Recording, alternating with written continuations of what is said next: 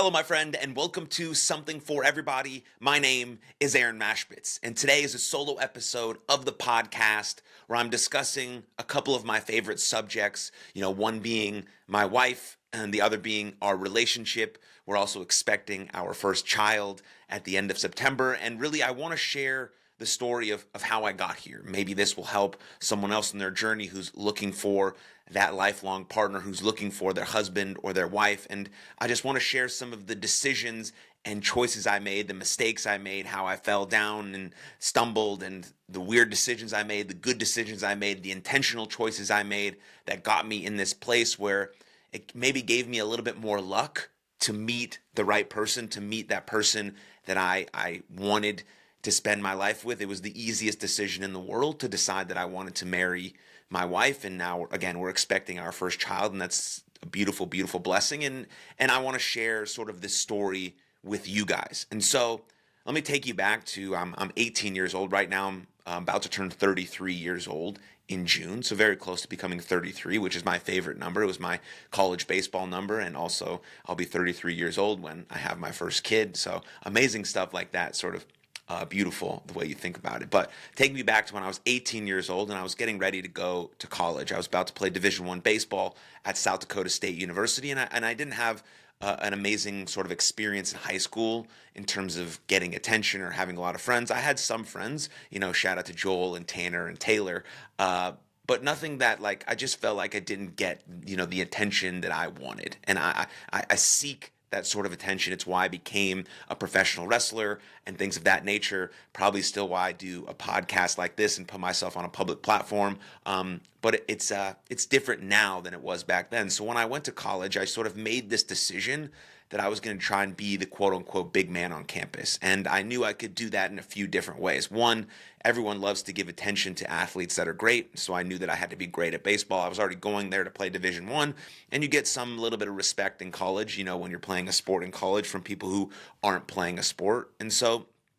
and then I started drinking alcohol second semester of my freshman year of college. I had never drank up to that point and decided to start drinking. And then sort of things started to snowball, not in a bad way. From there, I had an amazing college experience. I graduated with a couple degrees and a minor and, was a Division I All-American.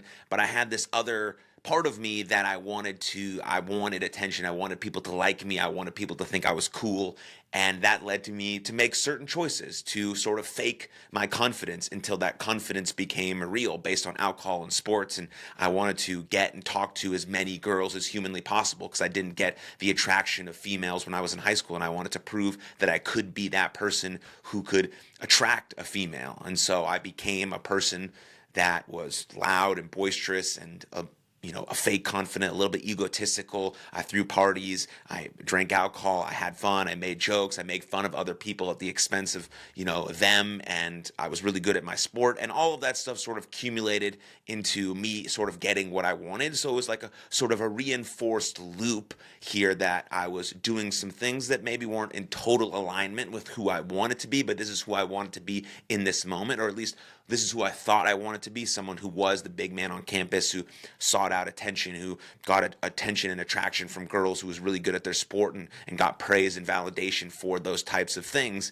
And along the way, I met a few people, namely my teammates, guys who were my groomsmen in my wedding and my groom scout, who knew the real me, who knew the deeper parts of me, the real me, the one that absolutely loves his friends no matter what. And I'm willing to go to, every length to be with them, to protect them, to tell them I love them. That's really the guy that I wanted to be, but it was hidden behind this person who wanted to seek attention and validation and the attraction of women, and it worked. I got the thing that I wanted. And then after college, I decided not to pursue my baseball career. I could have played professionally, but I decided not to, and I decided to pursue a career as a professional wrestler. That's sort of a professional attention seeker. You're putting yourself in a ring, basically on a stage, in very small amounts of clothing, just asking for people to judge you on that thing. But I love professional wrestling. I fell in love with it when I was 12 or 13 years old, and it was my love along with baseball, and those are passions that I pursued to the ends of earth. And so the same thing sort of happened in professional wrestling.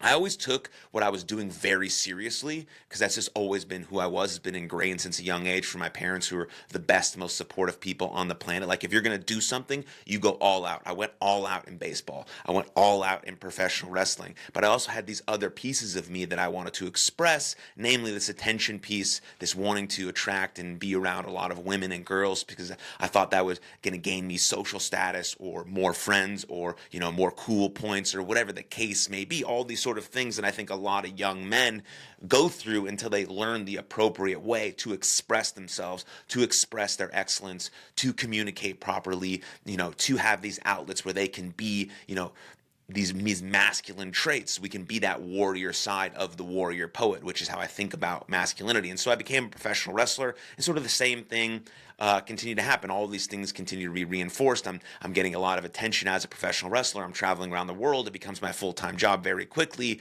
I'm gaining notoriety in that sort of business. Women are attracted to me sort of all over the world in different parts of these places, and I'm dating women, and all these sorts of things are happening. And then boom, life punches me right in the face. Life punches me right in the face. In 2018, sort of while I was rocking and rolling, on my way up in the independent professional wrestling space, I lose my sister. I lose my big sister, Rachel, on September 3rd, 2018, when I was living in Philadelphia with another professional wrestler named Wheeler Yuta, who was also a groomsman in my wedding. And I didn't know it in that moment. Well, I did know it in that moment that my life had completely changed, but I didn't know what direction it was going to go. I didn't know how I was going to change my perspective. I didn't know that I was going to completely become this person that I knew I could become, that was dormant inside of me, that was showed to certain people who knew the authentic version of me, but it was hidden behind this sort of performative nature, which I really enjoyed. I got a lot of great attention from this person, and I'm still someone who loves to be attention and be in front of the camera. It's why I do public speaking. It's why I still wrestle matches on occasion. It's why I do this podcast, but it's driven by a larger, deeper mission and purpose now. Before, it was driven in a sort of more of performative type of way. But I think we all have to go through these sorts of arcs where we try and we fall and we perform, and then we just have experiences that shape this authentic version of ourselves. And then we are rooted in those core values, and then we can move in the world much more freely without this sort of load of shape-shifting into who we might be in certain environments. And so when I lost my sister, I didn't know that was going to be my trajectory, but I knew I was going to gain some sort of different perspective about life and how I was going to head in that direction. So to avoid my feelings of dealing with my sister, which we had an amazing relationship. I've done tons of episodes on, my sister and mental health and suicide awareness and our relationship. And please go check that out, especially if this is your very first episode of this podcast. But we had an amazing relationship. And so it wasn't that much in terms of like guilt and shame. It was just like, I had some guilt and shame because that just happens normally when you're in grief or when you lose someone to suicide. But it was more just like this deep, obviously, sadness when you lose someone that you're never going to be able to hang out with them. I was never going to be able to hang out with my sister ever again. And to sort of avoid some of these deeper feelings of relief and sadness about my sister, which I've talked about extensively, I avoided that by diving deep into the mental health space.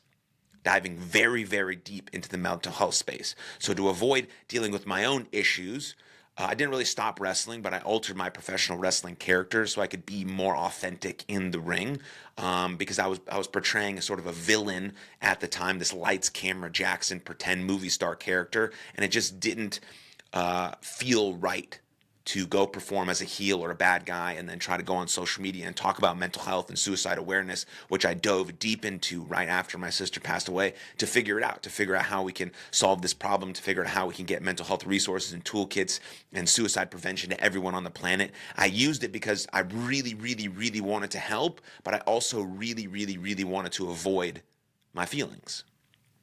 And so it was sort of a two-pronged approach. And also at the same time, I was doing some of the same stuff, drinking wise, sort of to avoid my feelings, and hanging out with as many women as possible to avoid my feelings. And all of those things were happening. But I was also at the same time understanding what my new purpose might be, which was about this sort of mental health, wellness, communication space that I was developing then, but I was using it as an avoidant technique. And then we fast forward into 2020.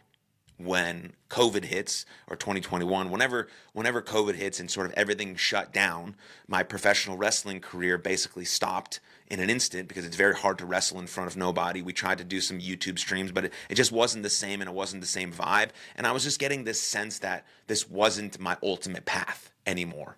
I'm very passionate about wrestling. I still do and talk about wrestling to this day. But it wasn't going to be my career for the rest of my life. And so since I didn't have a job anymore, I took a job at Walmart, and my drive was 45 minutes there and back every single day, and about 9 hours in this warehouse just working.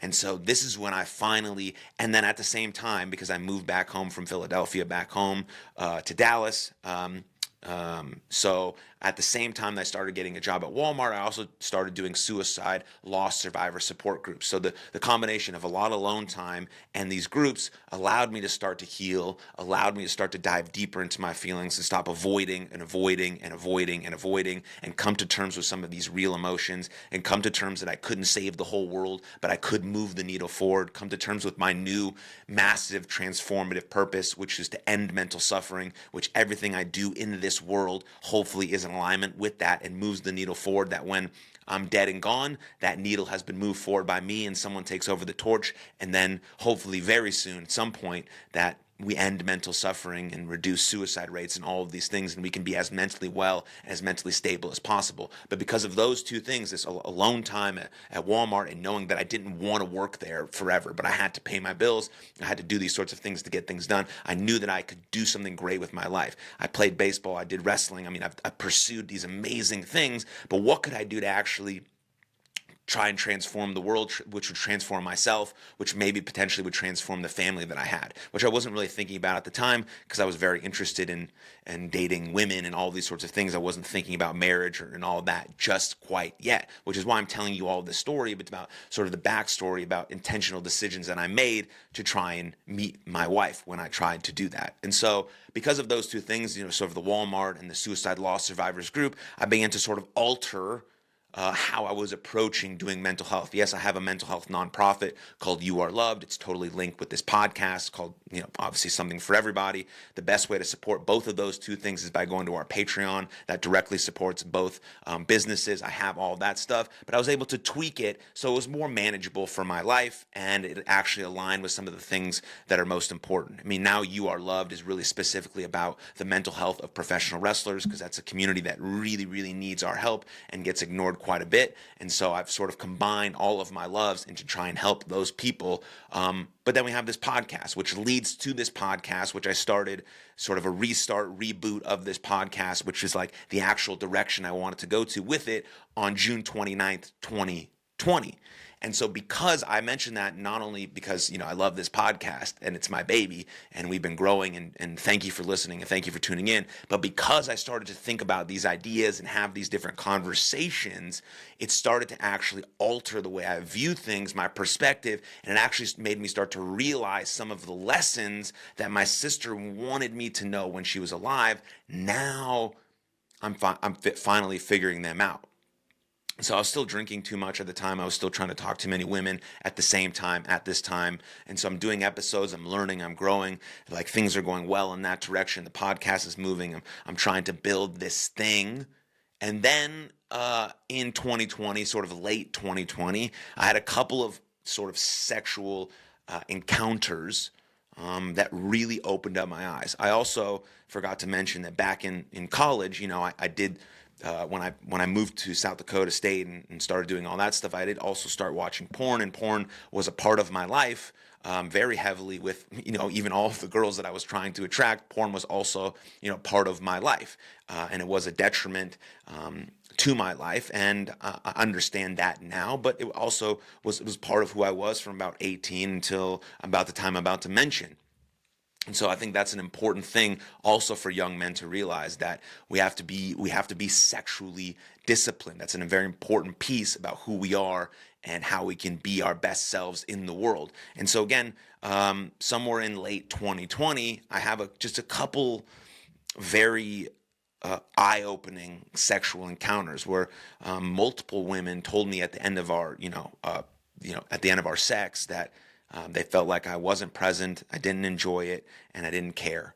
And that's exactly how I felt, because it was just felt meaningless. It felt empty. It felt like I was watching porn, but I wasn't. I was in real life with real women that I actually did care about when we had conversations, and I was present. Like, I actually did very much care about them, but the sex at this point was just like, it was empty, and I was just sort of done. And I needed those women in my life to tell me that, because I would have kept doing sort of the same thing over and over again, doing the things I was doing, drinking and watching porn and trying to attract as many women as possible without thinking about the repercussions, or the repercussions of my own life, or how I was making those women feel. At the same time, I was deep into the mental health space and trying to run my nonprofit and trying to do all of these things. But, my actions and my words weren't aligned. I tried to convince myself that I was honest with these girls, and I think I was, for the most part, about not wanting to be in a relationship or dating, but my actions were a bit confusing at times, and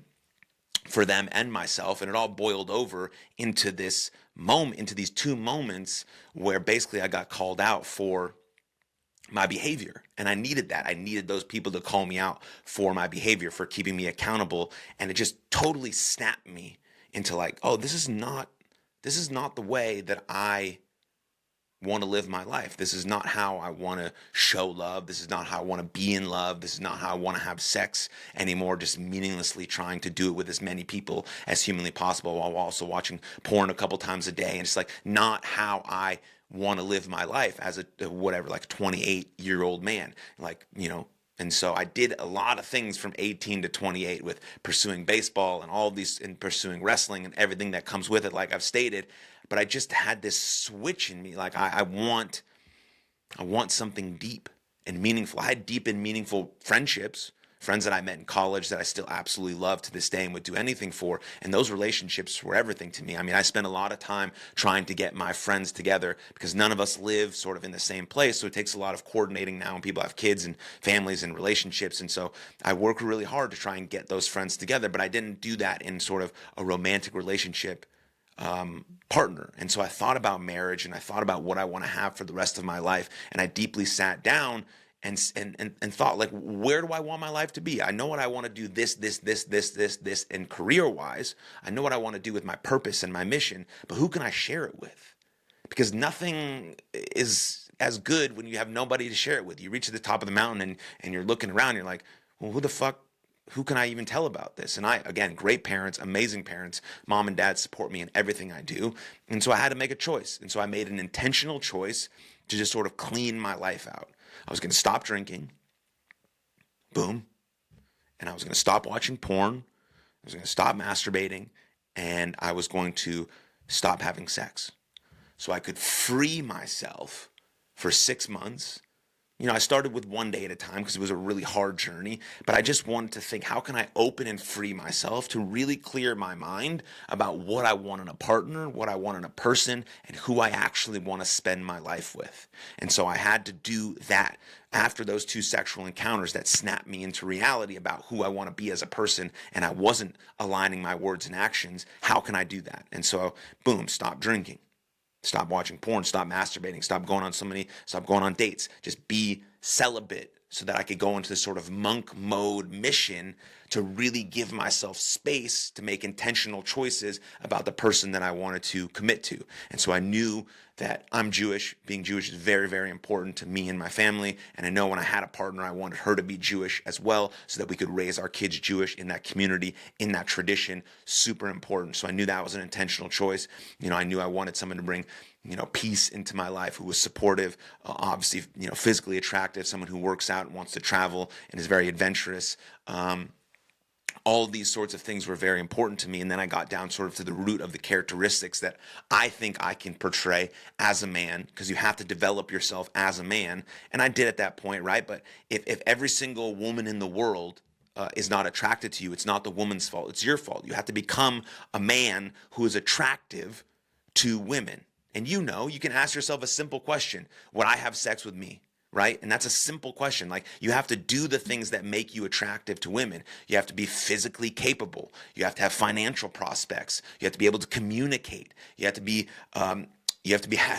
be clean and hygienic and take care of yourself. And all of these habits you have to build over time. It doesn't just happen overnight. You build them over time with intentional choices about where you want to be and the partner that you want to attract. And so this is what I did in January of 2021.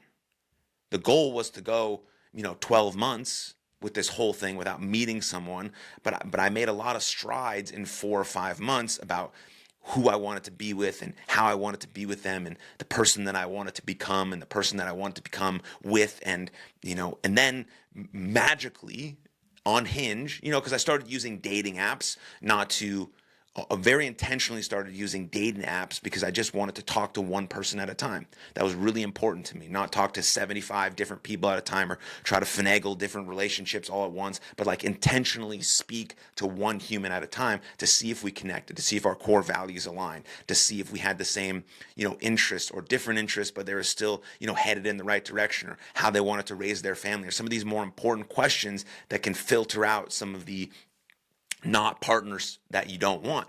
And so I found this person in May of 2021, and she wasn't living in Dallas at the time. So the first 2 months of our relationship was all virtual, which really, really helped my whole celibacy thing, because obviously I was very attracted to this woman physically, but because the 2 months we spent talking were only virtual and online, I became even more deeply attracted to her soul, her spirit, her intellect, the way she talked. And we did a bunch of different things. We had Zoom dates and virtual FaceTime calls, and we played We're Not Really Strangers to really get to know each other with some deep, heavy questions and to really sort of get past sort of the fluff and deep into the thing. And I knew after those 2 months, before I even met her in person, that she was someone that I really, really wanted to spend a lot of time with. And then we spent time in person, and then she moved to Dallas, and then we started spending a lot of time together, investing a lot of time. And I knew, right away after that she was the person that I wanted to spend my life with. But I'd never told a woman before that I loved her, and I was very, very scared to tell her. I knew. We had some phone calls, and I wanted to say it. I wanted to say it. And eventually, one night she rolls over and she goes, "Aaron, I got to tell you something." She said, "I love you." And I was like, "Fucking yeah, right, dude. Fuck yeah, I love you too." And thank God that she did, right? And so, that ended up being the woman that I married. She moved into my house that I had in Plano, and then we moved into a different house last year. And that was how I created some of the space to invite her into my life. Now, I got lucky. Of course, you always get lucky when you meet someone. But I tried. But I think luck favors the prepared, and it begins before it begins. Those are two major quotes that we think about from sports, but luck favors the prepared, and it begins before it begins. So I tried to do all of these things leading up to meeting this person so that I could have my shit in alignment. I had this stuff together. I was attractive to a woman. I was ready for a lifelong partner and commitment. I was ready to be with one woman for the rest of my life. I wanted that. That was important to me. It was important to start a family and all of these sorts of things. But all of these things that I did from 18 to 28 led to these choices and decisions and allowed me to develop myself. I made a ton of mistakes. I fell down, but I had support. I got back up. I tried to learn from it. I got punched in the face from my sister, but ultimately that was the thing that changed my perspective and allowed me to become this man that I knew I could become, this warrior poet, which is how I define this beautiful masculine energy that we possess as men. And how can we be additive to society? How can we be, a person who is admired by a female, and how can we adore the females in our life so that we can create these beautiful nuclear relationships that are the cornerstone and the foundation of society. And so that is how I met my wife. That is how I made the choices and decisions and intentional actions to meet my wife. And now, maybe I'm biased, but we have an absolutely beautiful relationship. I'm the luckiest man in the world to be married to her. I'm the luckiest man in the world that she is having my son in the end of September as our first child. It's a beautiful thing. So if you're a dude, a young man out there who's looking for something special, or you're just looking to attract the first woman in your life and you're just feeling like you have no prospects, well, become that man that you know you can, right? Get your personal hygiene in order. Buy some great clothes. Get some, stuff done with your what am I saying? Buy some appropriate clothes that look good and feel good on you. Clean your face, shower, have some personal hygiene, smell good. Understand your strengths. What are your strengths? Are you funny? Are you kind? Are you compassionate? Are you all of those things? How can you display that excellence? What environments can you go in to display that excellence? Are you physically capable? Are you working out? Can you protect someone? Can you run? Can you carry someone? Are you physically capable of handling yourself and another person and potentially a child in a dangerous situation? Do you have financial prospects or potential? You don't have to be rich right now, but you have to have the prospects and the potential and the passion to become that. So are you doing the work, creating the skills and talents and abilities that make you attractive to a female, that allow you to be the best man you can, right? That allows you to be the best man that you can become based on this warrior poet mentality, learning how to communicate, learning how to express love, being kind and compassionate, right? Are you nice to the waitress? Are you nice to your mom? Those things are important. Are you nice to the stranger? Do you care about others? Are you physically capable? Are you physically dominant? Are you clean? Are you hygienic? Do you have financial prospects? These are the things you can dial in that are totally in your control as a man. Then you will, maybe at some point, if you put yourself in the right environments and make the right intentional choices, can get lucky enough, if you're prepared enough, to find the woman that is attracted to you and you're attracted to them, and you can create this beautiful partnership. There is nothing better in life. There is no more important decision you can make in life than the person that you marry. And you are obviously one half of that marriage or relationship, so might as well be the best version that you can possibly be in greatest service to the world. And that's a beautiful thing that we can do for society, is have a beautiful, powerful, strong relationship. And I encourage everyone to go on that journey, to make these intentional choices, to create the space in your life to find the person of your dreams. Because when you find them, it's the easiest decision in the world to want to marry them. And then it gets hard from there, right? Then it gets hard from there. You have to continue to communicate and evolve and grow and continue to date each other and continue to find places for intimacy and touching and romance and travel, especially when you have kids and all these sorts of things. But it's a beautiful, it's the greatest responsibility I'll ever have, is to be a husband and to be a father. And I can't wait to be a father. God bless. My son is going to be born, healthy, and my wife is going to be healthy at the end of September. And that's the journey that's got, excuse me, I just knocked over my mic. That's the journey that's got me to this point. And I just wanted to share that with you. Hopefully it resonates. Some parts of my story resonate with you in some certain ways that you can take and maybe invest in your life, and try some of those things that might help you. Or maybe it's a permission for you to take an honest look at your own life and say, what's your story? What's your narrative? How can I write my next chapter moving forward to become that best version of me in greatest service to the world? And so if you found this episode, valuable at all, please, share it with a friend. That's the best way this podcast can grow. It's the best marketing tool that we have. Also, if you want to support my mental health nonprofit, which I mentioned a few times, it's called You Are Loved. You can go to patreon.com/Aaron Machbitz. It'll be linked in the show notes below. But other than that, I fucking love you. I appreciate you. And I'll see you next time. Cheers. Thank you very much for tuning into that episode. And if you enjoyed it, click right here for another full-length episode of the podcast. And please don't forget to subscribe. But most importantly, above all else, please take good care of yourselves and others. And I'll see you next time. Lots of love. Cheers.